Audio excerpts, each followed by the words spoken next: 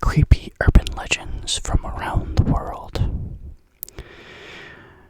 In the town that Shannon grew up in, there was an old railroad bridge with blood from a girl's suicide that supposedly could never be washed off and didn't fade with age. A bunch of Redditors told stories of urban legends that they grew up with and caused them to live in fear. The Black Ambulance. I live in Romania, and as a kid, the most common legend is the Black Ambulance that would steal kids and harvest their organs, and kids' bodies were found a few days later abandoned in a field with some money for the funeral. Also in my town, our parents would never let us go to the cinema because there was this legend about a man who put AIDS-infected needles into the seats. The death chair. We have a chair that's been untouched since the 1960s in our school's boiler room. The janitor swears that a boy got locked down there by other kids the day before summer break and died from the heat. He claims that the chair moves and the door handle moves like he's still in there, trying to get out.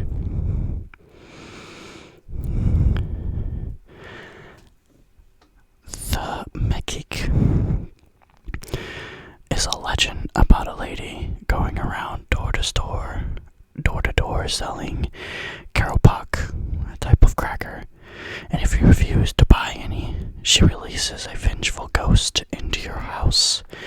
Best solution is to just not answer the door. The Murder Cabin. It's not really a known creepy urban legend, but in the 1800s, in the Aimee Mountains in Idaho, there was a group of hunters staying in a cabin, and after failing to come back to their families, a search party was sent out to look for them. They found the cabin locked from the inside, with the windows locked as well, and they found all the hunters dead, with their heads crushed. No one knows who did it or how, considering everything was locked from the inside and nothing was broken. But the incident repeated itself in the 1970s with a group of teenagers. The Guardians. We have 3 mysterious men in a car called the Guardians. Yes, that's what we call them. Along Montana Highway 464. People have told experiences where they have had car trouble and 3 men in a car drive up and help them out. Other people talk about headlights that disappear in places where they shouldn't. We also have a Native American and a jean jacket and jeans who materializes in front of cars before they can swerve out of the way. When the driver checks for a victim, there is never a body found. This one is titled Ghosts Say No to Walmart. There used to be an insane asylum by my house in the 70s. It is probably 5 minutes away from my house, if that. But they tore it down in the 90s because it was just a giant eyesore and wasn't functioning anymore.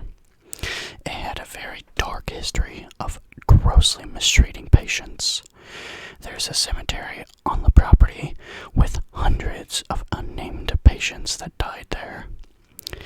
In the early 2000s, Walmart bought the land and wanted to build a Walmart store there, since you would be able to see it from the highway.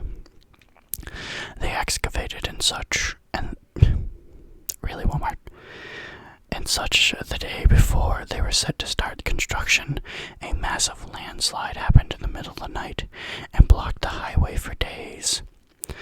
It would have happened at rush hour. If it would have happened at rush hour, a lot of people would have died.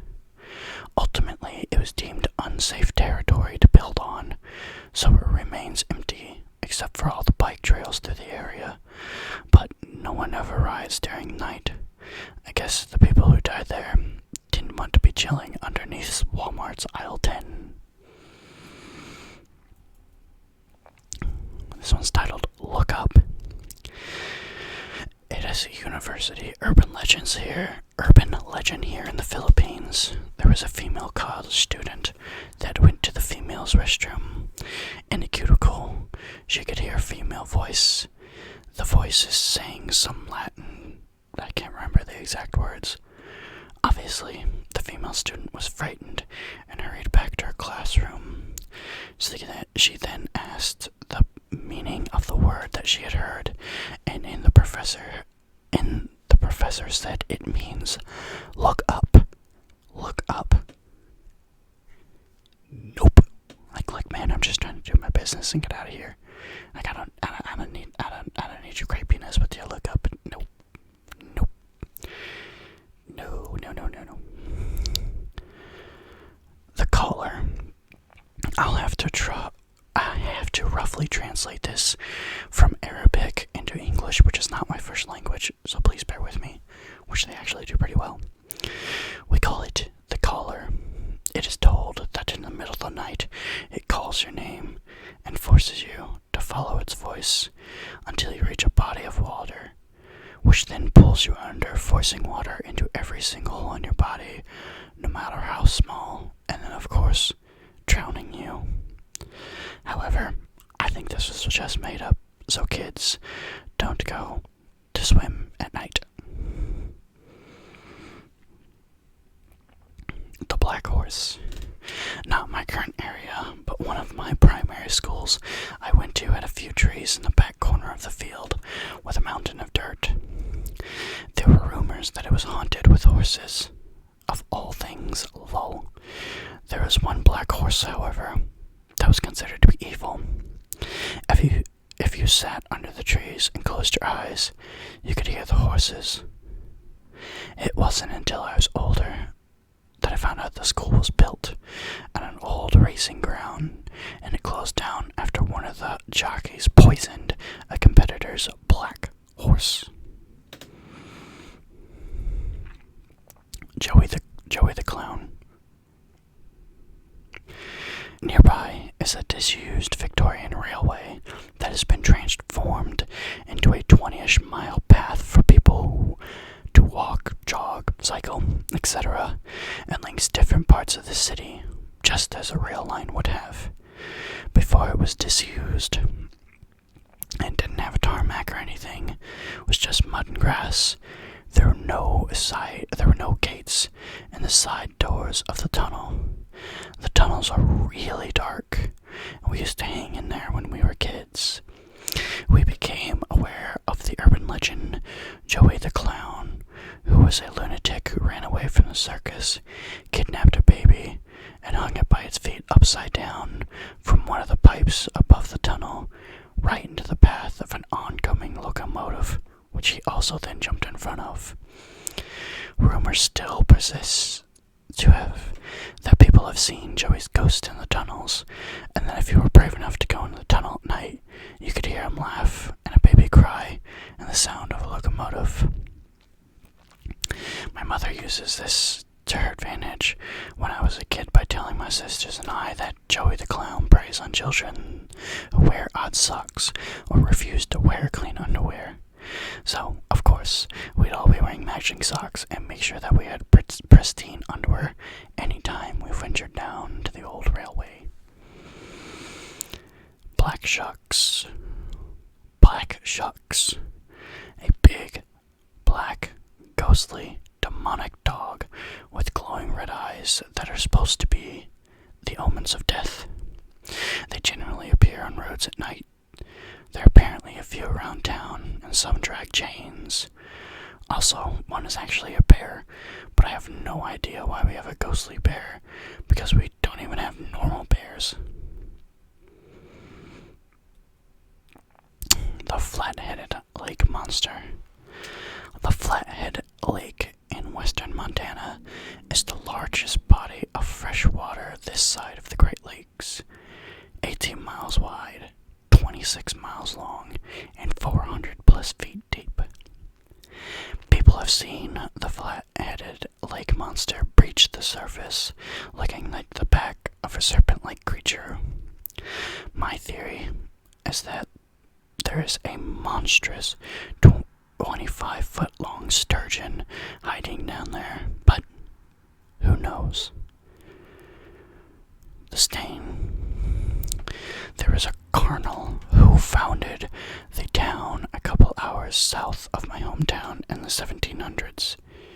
He had an affair with a young woman, and when she got pregnant, he kicked her out of town, and she raised the son alone for several years. When she came back and begged him for help raising their kid, he publicly declared her a witch and had her burned to death. After she was burned and they were taking her body away, her son tried to take her body for them so she could be buried on his property. He tried to pull her corpse from them by the leg, but it snapped off due to how scorched her body was. He took the leg and said it would be buried near his home. Before he left, however, he told the colonel, his biological father, that he had hoped the colonel's memory would always be tainted by what he did to his former mistress. After the colonel died, a tomb was erected for him, but overnight, a leg-shaped stain appeared right in the face of it. People tried to remove it, but it just simply wouldn't go away. Eventually, they replaced the stone on the tomb entirely, only for a new, identical stain to appear in the exact spot on the new stone. The stain is still there today and is a big tourist attraction in the area. The haunted Catholic school. My high school had a few. It was a convent Catholic boarding school, but before becoming a high school. On my first day of school, my grade was brought on tours of the school by older students. Here are some of the stories that I remember. When you enter the school from its main entrance to the reception desk, you need to pass a statue of the Virgin Mary.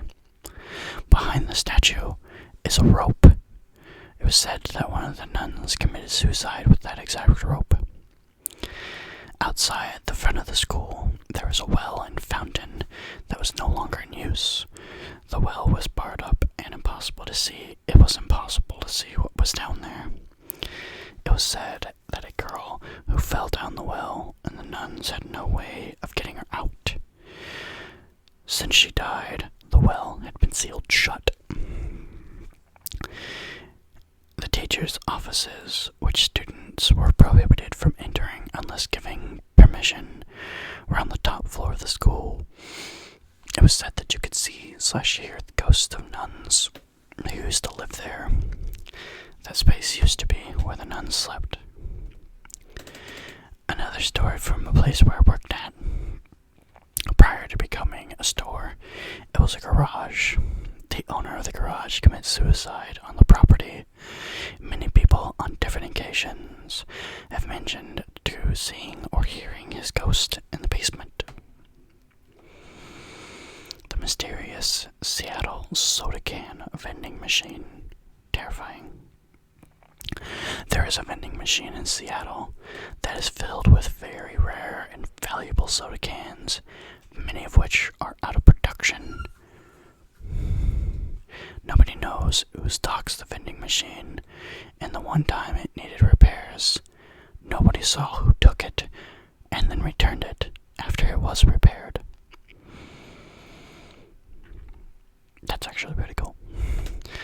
The Night Marchers. I'm gonna butcher this. The Huaka Ipu, also known as the Night Marchers, are the spirits of ancient Hawaiian warriors who have been cursed to march the islands for eternity. The Night Marchers are said to march in a single line, often carrying torches and weapons, while chanting and playing the drums. To protect yourself, you must lie You must lie on the ground, face down in respect. Otherwise, the night marchers will kill you. Or so they say. Drug ring burial ground. There is a large burial ground for people who know too much and are a liability. Mostly drug rings, out on a part of the reservation that no police or even tribal police have jurisdiction to be able to investigate. Unfortunately, I heard about, and so did my friends in high school, that we just thought it was a legend. Well, last year, I learned that it was real. And I had a friend who got out of the drug ring and showed it to me.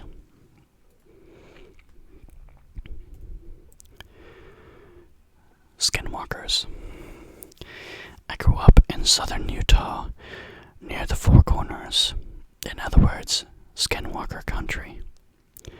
I have lots of creepy stories about them, both from my own experiences and the experience of others, but chances are a lot of you guys wouldn't believe, and they probably belong on a different subreddit. However, the creepiest thing about them is that everyone, and I mean everyone, is terrified of them.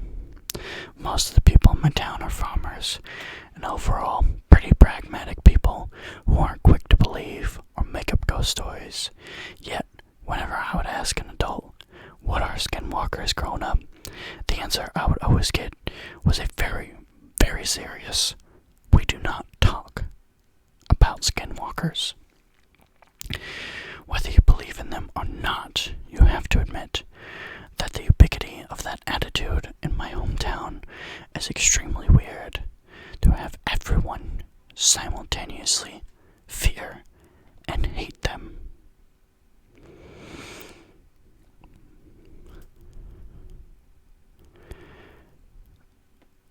Rural Western Maryland has been researching folklore for our class. We have a few, but this one is my personal best. Legend of the Beansucker. The story of a man who wanted to scare a couple as they were coming home in a carriage. Back in the late 1800s, he stuffed his mouth full of beans and jumped out in front of the carriage. It was said that the driver was angry, so he chased the man down to the railroad tracks by the path until the man, the bean guy, ran into an oncoming train. It was said they found the body, but that there was no head. Since then, people say you can hear the beansucker's head rolling around, or you can find beans on the ground. Maybe not the creepiest, but there is evidence that the train part may have happened around that time, which makes the reality factor even more real. The hanging tree, at a site in the woods where a lot of people were supposedly hung. There is an indention beneath the hanging tree where people's feet would lightly drag while hanging. People claim that if you fill the hole in and wait overnight, they say that the swinging feet of those that were hung will visibly re-drag marks in the sand. This one is just titled Creatures. Not in my area. It has been on the news many years ago. Many Malaysians will know about this. There was a couple driving when suddenly their car broke down on the Karak Highway. Genting Highlands at like 3 a.m. The husband came down to find someone to help, and the wife waits in the car. The wife waited for so long, but decided to keep waiting. She saw some cars pass by slowly, and then speed up. After hours of waiting, the police had came, and they used the loudspeaker to tell the woman to get out of the car without looking back. After that, she turns her head and saw a banshee-looking creature sucking on her husband's head. There are many ghosts in Genting Highland, mainly because there are many people who commit suicide there, and it has many incidents on the Karak Highway. There are also many urban legends around Malaysia, the famous one being Orang Minyak, which is called Oily Man in English. There are many crazy creatures at night wandering around in a place where there is very few or no people. The Tree Man. When I was in high school, we were goofing around in a small park full of trees near the cemetery late at night. We made up a story to scare ourselves about the Tree Man who would jump out from behind trees and grab you. We all had torches and we were trying to keep all the trees lit so the Tree Man couldn't hide behind any of them, fully aware that we had made up the story 5 minutes ago. But it was dark and it was spooky, and we still managed to give each other the willies and laugh about it at the same time. We loosely tied our story to a triple murder that happened in the 1800s for extra spookies. Every now and again, for the rest of the year, someone would jump out from behind a tree or grab someone and yell, "Tree Man!" It was just one of those stupid, in-jokes that teens have. It was decades before Slender Man even became a thing. Imagine, to my surprise, when years later, I heard the kids in lower grades telling each other about an extremely serious legend, the Tree Man who haunts the park near the cemetery. Lol. Haunted Teapot. There's one house in my hometown that is said to be haunted. There's a tray with a gold teapot on it, and the tray has scratch marks on it. The tray has been sitting in the same location for years, remaining completely untouched, and still to this day, no one has touched it. Some of my friends insist that it's haunted. There's also an urban legend about an electrician or someone with a similar job that fell off a ladder while setting up a light in the middle school gym. His ghost is said to haunt the gym at night whenever the lights are turned off. The Slap Ghost. The Slap Ghost in a village close by is a story that in a specific road through the woods, several guys were being slapped when they pass in a bicycle in the late 70s. Always at night, one of these guys was my grandfather. He was alone and was slapped so hard he fell off his bike. No one was there, and several people came home with bruises and scratches from the bicycle fall after the large red mark left on their face after the slap. Suddenly, though, the slap stopped for years, and in the 80s, the ghost came back. One young guy was slapped in the face in the same place. Funny is that the mystery was solved that day. It was a tree branch. The old guys from the 70s came home late from the old bar, completely drunk, including my grandfather, and without any source of light, would get hit by the branch and fall. The tree was trimmed, and the slap stopped until it grew again in the 80s, which made this guy its next victim. Luckily, he was sober and realized what hit him in the face. So, that is it for tonight's urban legends. So, what are some of the urban legends around where you live? Do you have any good little spooky tales? Leave them down in the comments below. As for that though,